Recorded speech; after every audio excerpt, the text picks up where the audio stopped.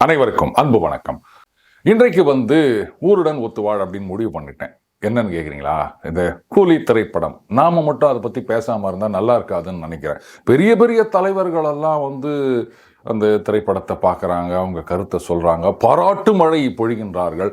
அப்புறம் நாம மட்டும் சும்மா இருந்தால் நல்லா இருக்குமா? என்ன உனக்கு அவ்வளோ பெரிய திமிரா, நீ இந்த படம் பார்க்க மாட்டியா அப்படின்னு நண்பர்கள்லாம் கமெண்ட்டில் கழுவி ஊற்றுவாங்க. அதனால தான் அந்த படத்தை பார்த்து விமர்சனம் பண்ணிடலாம் அப்படின்னு முடிவு பண்ணிட்டேன். ஆனால் நமக்கு தெரிஞ்சதெல்லாம் அரசியல் தாங்க. அதை விட்டால் வேறு ஒன்றும் தெரியாது. அதுவே ரொம்ப தெரியுமா அப்படின்லாம் கேட்காதீங்க. ஏதோ தெரிஞ்சதை வச்சு ஒப்பேற்றிட்டுருக்கோம். அதுக்கப்புறம் அந்த விமர்சனத்தை பார்த்துட்டு, என்ன நீ எல்லாம் சினிமா விமர்சனம் பண்ண வந்துட்டியா? உனக்கு ஒரு சினிமா எடுத்த எக்ஸ்பீரியன்ஸ் இருக்குதா? உன்னால் ஒரு சினிமா எடுக்க முடியுமா அப்படின்லாம் யாரும் கேட்கக்கூடாது. ஏன்னா இந்த மாதிரி ஆர்கியூமெண்ட்டை வீட்டில் யார் சமையல் செய்கிறாங்களோ, பார்த்தீங்களா, உஷாராக சொல்லிட்டேன், மனைவி அப்படின்னு நான் சொல்லலை, யார் சமையல் செய்கிறாங்களோ அவங்க முன்னாடி இந்த ஆர்கியூமெண்ட்டை வச்சிங்கன்னா இந்த மத்து இல்லைன்னா கரண்டி அதுலேயே அப்படியே மொத்தி எடுப்பாங்கன்னு நினைக்கிறேன். ஒரு நாள் ஒரு வெந்நீர் வேக தெரியுமா அவனுக்கு? இல்லை ஒரு முட்டை வேக வைக்க முடியுமா அவனால்?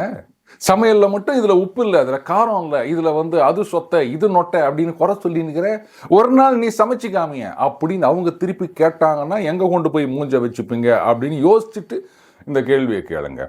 இது ஒரு புது ஃபேஷன் ஆயிடுச்சு. இது சரியில்லை, இது நல்லா இல்லை அப்படின்னு சொன்னால் உனக்கு சினிமா எடுக்க தெரியுமா? பைத்தியகாரத்தனமாக இருக்குது. இப்போது டெய்லர்கிட்ட எத்தனை பேர் கொடுக்குறோன்னு தெரியல, இருந்தாலும் இப்போ டெய்லர்கிட்ட நம்ம ஒரு சொக்கா தைக்க கொடுக்குறோம். அவர் கொஞ்சம் லூஸாவோ இல்லை டைட்டாவோ தைச்சிட்டார் அப்படின்னா, நாங்கள் இது மாதிரி டைட் ஆகுது அப்படின்னா, உனக்கு சொக்கா தைக்க தெரியுமா? எத்தனை சொக்கா தைச்சிக்கிற அப்படின்னு எந்த டெய்லரும் கேட்க மாட்டாங்க. எலிசபெத் டெய்லர் கூட கேட்க மாட்டாங்க. ஆனால் சினிமாவை பற்றி சொன்னால் மட்டும் உடனே இங்கே ஒரு கும்பல் பொத்தின்னு வந்துடுது. உனக்கு சினிமா எடுக்க தெரியுமா? அதனால் அப்படி ஓரமாக போய் உக்காருங்க. இந்த கேள்வியெல்லாம் அவுடேட்டட். ரைட், இப்போ அந்த படத்துக்கு வருவோம். முதலையும் சொல்லிடுறேன், அரசியலை வச்சு தான் இந்த படத்தை நான் ஒப்பீடு செய்ய போகின்றேன். என்னங்க இது சினிமாவை பார்க்கணும், அரசியலோட கம்பேர் பண்ணாதீங்க அப்படின்னு யாராவது சொன்னீங்கன்னா, இப்போ பாருங்கள், அந்த துணி தைக்கிறவர் டெய்லர், கார் ஓட்டுறவர் டிரைவர், அதே மாதிரி நடிக்கிறவர் நடிகர். ஆனால் நடிகரை இன்றைக்கு பல விமர்சகர்களும் தலைவர் அப்படின்னு தான் சொல்லிட்டு இருக்கிறாங்க. அவங்க ரசிகர்களை விட்டுருங்க, அவங்க என்றைக்குமே தலைவர்னு தான் சொல்லுவாங்க.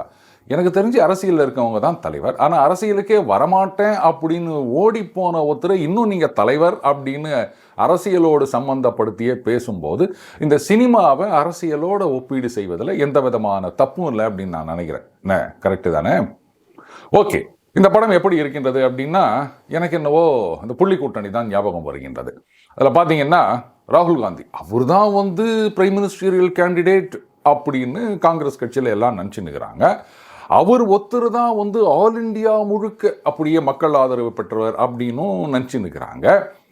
ஆனாலும் அவங்களுக்கு உள்ளுக்குள்ளே தெரியும், இவரை நம்பிலாம் ஆல் இண்டியா லெவலில் நம்மளால் ஜெயிக்க முடியாது அப்படின்னு. அதனால தான் பார்த்தீங்கன்னா கிட்டத்தட்ட எல்லா மாநிலங்கள்லேயும் செல்வாக்கு பெற்ற ஆட்சியில் இருக்கின்ற எதிர்கட்சியாக இருக்கின்ற அவங்களெல்லாம் ஒன்று சேர்த்து ஒரு புள்ளி கூட்டணி அப்படின்னு ஆரம்பித்தாங்க. அது அமோக வெற்றி பெறும் அப்படின்னு நினச்சாங்க. நீங்கள் எத்தனை பேர் இருக்கீங்க, நாடு முழுக்க எத்தனை பேர் சேர்ந்துருக்காங்க அப்படின்றது முக்கியம் இல்லை. உங்களுடைய பெர்ஃபார்மன்ஸ், அதுக்கப்புறம் உங்களுடைய ட்ராக் ரெக்கார்ட், அதுக்கு மேலே உங்களுடைய செயல் திட்டங்கள், உங்களுடைய கொள்கைகள், இதெல்லாம் எப்படி இருக்குது, இதுதான் முக்கியம் அரசியல்ல அப்படின்றத அவங்க மறந்துட்டாங்க. அதே மாதிரி ஒரு பேன் இண்டியா மூவி வேணும் அப்படின்னா இந்தியாவில் இருக்க பெரிய பெரிய ஸ்டாருங்களெல்லாம், பல லாங்குவேஜில் இருக்க ஸ்டார்களெல்லாம் கொண்டு ஒரு படத்தில் போட்டு அப்படியே இதை 100 மில்லி ஊற்றவும், இதை 50 மில்லி ஊற்றவும், இதை 10 டிகிரியில் கொதிக்க வைக்கவும் அப்படின்னு இந்த கெமிஸ்ட்ரி லேபில் பண்ணுவோம் பாருங்கள். அந்த மாதிரி அங்கேருந்து அமீர் கான், இங்கேருந்து நாகார்ஜுனா, அதுக்கப்புறம் மலையாளத்துலேருந்து ஒருத்தர், கன்னடத்துலேருந்து ஒருத்தர், இப்படி எல்லாத்தையும் கொண்டு போட்டு குலுக்கினீங்கன்னா வேணாம். எனக்கு என்னவோ டாக்டர் மாத்ருபோதம் சொன்னது தான் ஞாபகம் வருகின்றது.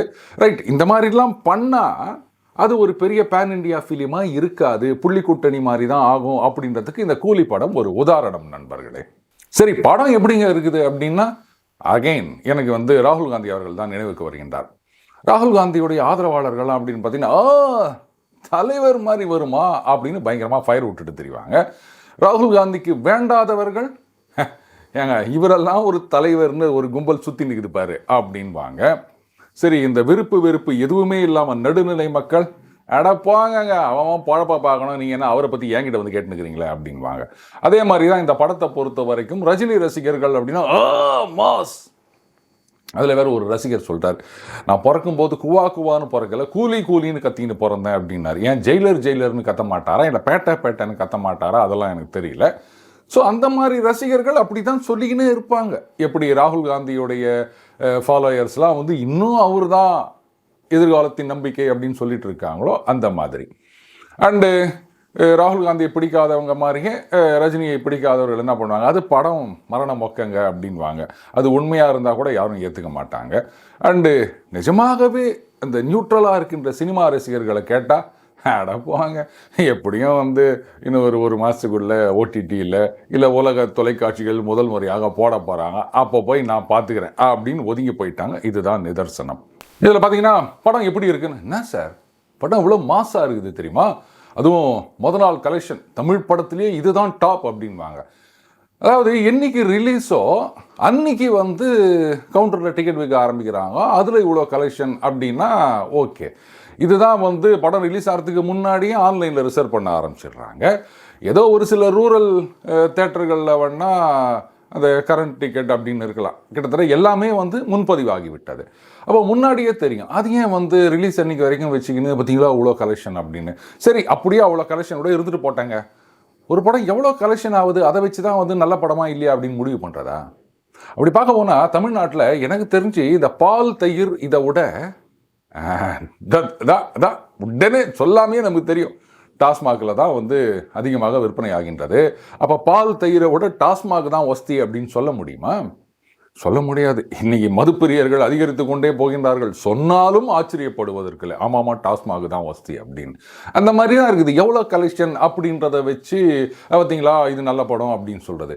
கலெக்ஷனுக்கும் படத்துக்கும் அது நல்லா இருக்குதான்றதுக்கும் கொஞ்சம் கூட சம்மந்தமே கிடையாது. அதை ஞாபகம் வச்சுக்காங்க. கூடவே இன்னொன்னும் எனக்கு வந்து ஞாபகத்துக்கு வருதுங்க. அதாவது இந்த எலெக்ஷனுக்கு முன்னாடிலாம் பார்த்தீங்கன்னா அண்ணன் ராகுல் காந்தி அவர்களுக்கு ஆதரவாக அப்படியே ஒரு பெரிய சுனாமி எழுகின்றது அப்படின்னு சில பேர்லாம் பில்டப் கொடுத்துட்ருப்பாங்க. பார்த்தீங்களா அவர் தான் வந்து அடுத்த பிரதமர், மோடி வந்து தோற்க போகின்றார் அப்படி இப்படின்னு நிறைய ஊடகவியலாளர்கள் இப்படிலாம் பேசிகிட்டு இருப்பாங்க. எலெக்ஷன் முடிஞ்சு வழக்கம் போல் ராகுல் காந்தி அவர்கள் தோத்துட்டு மோடி அவர்கள் பதவிக்கு வந்த பிறகு ஒரு சில மாதங்கள் கழித்து பார்த்தீங்கன்னா, இல்லைங்க ராகுல் காந்தி வந்து அடுத்த இதில் என்னமா ஒரு அடி அடிக்க போகிறாரு பாருங்க. அடுத்த எலெக்ஷனில் அவர் தான் வந்து டாப்பு. போன எலெக்ஷன் அவர் சரியாக பெர்ஃபார்ம் பண்ணலை. அண்டு லாஸ்ட் எலெக்ஷனில் அவருக்கு அந்த அளவுக்கு ஒரு ட்ராக்ஷன் இல்லை இப்படின்லாம் ஜாங்கிரி பிழிவாங்க. ஏன் போன எலெக்ஷன் போது நீ என்ன பேசியிருந்த, அவர் தான் வந்து அப்படியே டாப் மோஸ்ட்டில் இருக்கிறாரு, மக்கள் ஆதரவு இருக்குது அப்படி இப்படின்லாம் சொல்லிட்டு இப்போ இது மாதிரி பேசுறியா அப்படின்னு நம்ம யாரும் கேட்கறது கிடையாது. ஏன்னா 6 மாதத்துக்கு முன்னாடி ஒருத்தர் என்ன பேசினார், 6 நாளைக்கு முன்னாடி ஒருத்தர் என்ன பேசினாரதே நம்ம ஞாபகத்தில் வச்சுக்கிறது கிடையாது. அப்புறம் தான் இதை ஞாபகத்தில் வச்சுக்க போகிறோம். அந்த மாதிரி தான் ஒவ்வொரு படம் வரும்போது என்ன பண்ணுவாங்க, ஆஹா இது ஹையஸ்ட் கலெக்ஷன் ஆகும், இதுதான் வந்து ஹிஸ்டரி, ஜியாகிரஃபி, கெமிஸ்ட்ரி அப்படி இப்படின்லாம் சொல்லுவாங்க. அதுக்கப்புறம் ஒரு 6 மாதம் 1 வருஷம் போன பிறகு திடீர்னு இங்கே ஏதாவது யாராவது வராங்க, அந்த படத்தில் எனக்கு எவ்வளோ நஷ்டம் தெரியுமா. அதாவது ஒரு காலத்தில் எந்தெந்த படம்லாம் சூப்பர் ஹிட்டு அப்படின்னு நினச்சிருந்தோமோ, குறிப்பாக ரஜினி அவர்களுடைய படங்கள், இந்த படத்துலலாம் எவ்வளோ லாஸ் தெரியுமா எனக்கு அப்படின்லாம் சில ப்ரொடியூசர் மற்றவங்க சொன்னதெல்லாம் இப்போ நம்ம வீடியோவில் பார்க்க முடியுது. ஏங்க அன்றைக்கி வாயை திறக்கல, அன்றைக்கி அவ்வளோ சூப்பர் ஹிட்டு அப்படி தான் நாம் நினச்சிருந்தோம் இவ்வளோ நாள் வரைக்கும். ஆனால் சூப்பர் ஹிட்டு படமும் லாஸ் கொடுக்கும் அப்படின்னா என்ன பண்ணுறது? அப்போ அதே மாதிரி தான் என்னங்க முதல் நாள்லேயே வந்து இவ்வளோ ஒரு ஹிஸ்ட்ரி கிரியேட் பண்ணிடுச்சு, இவ்வளோ கோடி வசூல் ஆகிருக்குது, அந்த படத்தில் நஷ்டமா அப்படின்லாம் எனக்கு யாரும் கேட்கக்கூடாது. ஏன்னா சினிமா துறையை பொறுத்த வரைக்கும் அது என்ன டிக்கெட் விற்குது, என்ன கலெக்ஷன் வருது, அது லாஸா இல்லை வந்து கெயினா, அதெல்லாம் யாரும் கேட்கக்கூடாது.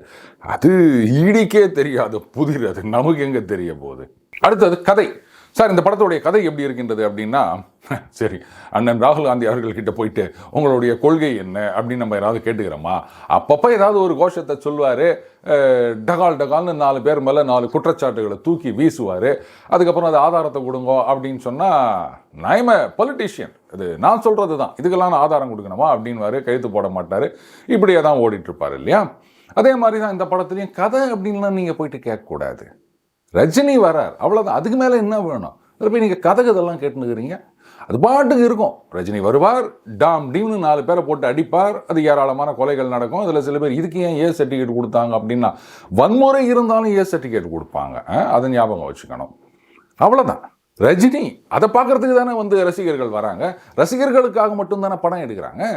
அந்த காமன் ஆடியன்ஸ் ஃபேமிலியோடு வரவங்க, சினிமாவுக்காக பார்க்கணும்னு நினைக்கிறவங்க, அவங்கள பற்றி யாருமே கவலைப்படுறது இல்லைல்ல. அப்படியே ஃபயர் விட்டுன்னு தெரியறவங்க வருவாங்க, ஒரு 4 நாள் 5 நாள் அப்படியே கும்பலாக போவாங்க. தேட்டர் வாசலில் வெளில இருந்துன்னு, ஓ தலைவர் மாசு என்ன மாதிரி என்ட்ரி தெரியுமா அப்படின்வாங்க. இன்னொரு பக்கம் சில பேர் உக்காந்திங்கன்னு மரணம் ஒக்கங்க இதெல்லாம் ஒரு படமா அப்படின்ட்டு வேணுன்ட்டு கழுவி ஊற்றுறதுக்குன்னே சில பேரும் வருவாங்க. அரசியல் மாதிரி தான். ராகுல் காந்திக்கு ஃபயர் ஒரு சில பேர், அவரை வந்து பப்புன்னு கழுவி ஊற்றுறதுக்கு சில பேர், இப்படித்தான் படம் ஓடினுக்குது. அதனால் நீங்கள் வந்து கதை அப்படின்லாம் கேட்கக்கூடாது. ரஜினி அவ்வளோதான். இந்த 3 எழுத்து தான் கதை. அடுத்தது சண்டை காட்சிகள். என்னதான் டூப்பு அப்படின்றது நம்ம மனசுக்கு தெரிஞ்சாலுமே, ரைட், நம்ம மனசுக்கு பிடிச்ச ஹீரோ அவர் தான் சண்டை போடுறார் அப்படின்னு தான் நம்ம சினிமாவெல்லாம் பார்க்குறோம். அந்த மாதிரி இதில் சண்டை காட்சிகள் எப்படி இருக்கின்றன அப்படின்னா, எனக்கு இதுதான் ஞாபகம் வருது. அண்ணன் ராகுல் காந்தியை பார்த்தீங்கன்னா திடீர்னு அந்த வீடியோ, என்னமா தண்டால் அடிக்கிறார் பாருங்க, என்னமா நீச்சல் அடிக்கிறார் பாருங்க அப்படின்னு. ஏங்க, அவர் வந்து பிரதம மந்திரி ஆக வேண்டும் அப்படின்னு நினச்சின்னுக்கிறாரு.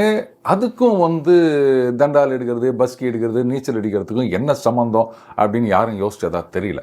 பாருங்க, இந்த வயசுலேயும் அவர் என்னமா உடம்பை ஃபிட்டாக வச்சுன்னுக்கிறார், என்னமா எக்ஸசைஸ் பண்ணுறாரு பாருங்கன்னு. சரி, இந்த மாதிரி வந்து கீப்பிங் ஃபிட் அப்படின்னா ஜிம்மில் ட்ரெயினராக போகலாம். பிரைம் மினிஸ்டர் வேலை கொடுக்க மாட்டாங்க. அது புரிய மாட்டுது.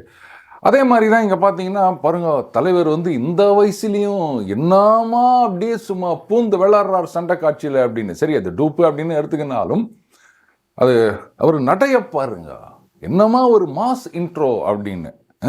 எப்படிங்க சினிமாவுக்கு மட்டும் ஃபிட்டாக இருக்கும், இல்லை மற்ற மலைகளுக்கு நடந்து போகிறதுனா ஃபிட்டாக இருக்கும், ஆனால் அரசியலுக்கு அன்ஃபிட்டா அப்படின்னு நான் சொல்ல மாட்டேன். அதை வந்து நீங்கள் தான் முடிவு பண்ணணும். ஸோ இதுதான் எனக்கு ஞாபகம் வருகின்றது அந்த சண்டை காட்சிகளை பொறுத்த வரைக்கும். எல்லாமே டூப்பு தான் அப்படின்றீங்களா? கரெக்டு. அதுக்கும் நான் எதுவும் ஆர்கியூ பண்ண விரும்பலை. எல்லாம் சரிங்க, இந்த படத்தை என்ன பார்க்கலான்றீங்களா வேணான்றீங்களா, நல்லா இருக்குதுன்றீங்களா நல்லா இல்லைன்றீங்களா அப்படின்னா, முதல்ல இந்த படம் நல்லா இருக்கா இல்லையான்ற கேள்விக்குள்ள நான் போக விரும்பலை. ஏன்னா படத்தை படமாக எடுக்கலை, ரசிகர்களுக்கான ஒரு விருந்தாகத்தான் இன்னைக்கு வந்து பல பேரும் படம் எடுத்து கொண்டிருக்கின்றார்கள். எடுத்த உடனே பார்த்தீங்கன்னா என்னமா ஒரு மாஸ் இன்ட்ரோ தெரியுமா அப்படின்னு. எனக்கு தெரிஞ்சு இந்த டாம் க்ரூஸ் அவர்லாம் பார்த்தீங்கன்னா பல காட்சிகளில் ரிஸ்க் எடுத்து டூப் போடாமல் நடிப்பார். அதுலேயும் அந்த ஒரு மிஷன் இம்பாசிபிளில் அந்த மலையில் ஏறுற மாதிரி ஒரு காட்சியில் டூப் போட மாட்டேன் அப்படின்னு சொல்லிட்டு பின்னாடி அந்த சேஃப்டிக்காக ஒரே ஒரு கம்பி மட்டும் கட்டிட்டு அவரே வந்து, அதுவும் அந்த செங்குத்தான மலைகள்ங்க, நம்ம நினைக்கிற மாதிரி இந்த சின்ன மலை, பரங்கி மலை, சின்ன மலையில் மலை எங்கே இருக்குது, இமயமலை அந்த மாதிரி கிடையாது. இப்படி இது மேலே ஏறுற மாதிரியான காட்சிகள் அந்த படம் பார்த்தவங்களுக்கு தெரியும். அதில் அவர் நடித்தவர். இந்த மாதிரி பல காட்சிகளில் அவர் நடித்திருக்கின்றார். ஆனால் அவரை கூட பார்த்தீங்கன்னா அவருடைய படங்கள்லாம் வந்து உலக அளவில் கண்ணா பின்னான்னு வசூலிக்க வைக்கக்கூடிய படங்கள். அந்த அளவுக்கு நல்லாவும் இருக்கும் அந்த படங்கள். ஆனால் அங்கே யாரும் பார்த்தீங்களா மாஸ் இன்ட்ரோ அப்படின்லாம் சொல்கிறதே கிடையாது, கேஷுவலாக தான் வருவாங்க. ஆனால் இங்கே தான் பார்த்தீங்கன்னா மாஸ் இன்ட்ரோ அப்படின்னு. அது என்ன மாஸ் இன்ட்ரோன்னு எனக்கு தெரியல. இன்ட்ரோ அந்த மாதிரிலாம் இல்லாமையே வந்த உடனே மாஸாக இருக்கணும், அதுதானே முக்கியம்.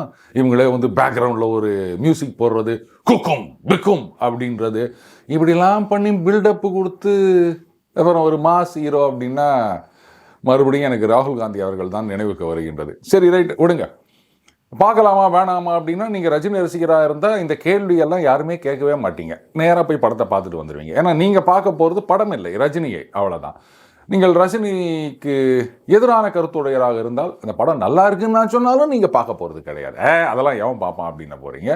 அண்ட் ஆஸ் யூஷுவல் நீங்கள் வந்து சினிமாவை சினிமாக்காகவே பார்க்குற உண்மையான சினிமா ரசிகராக, சினிமாவின் காதலராக இருந்தீங்க அப்படின்னு சொன்னால் சரி, ரைட்டு. நான் ஏற்கனவே சொன்ன மாதிரி அது உலக தொலைக்காட்சிகளில் வரும், அப்போ பார்த்து நான் முடிவை சொல்கிறேன். இதுக்கெல்லாம் நான் வந்து கஷ்டப்பட்டு இவ்வளோ காசை செலவு பண்ணின்னு போக வேண்டிய அவசியம் இல்லை அப்படின்னு முடிவெடுக்க போகிறீங்க. இதில் நான் என்னத்தை சொல்கிறது நண்பர்களே? மீண்டும் அடுத்த பதில் சந்திப்போம். வணக்கம்.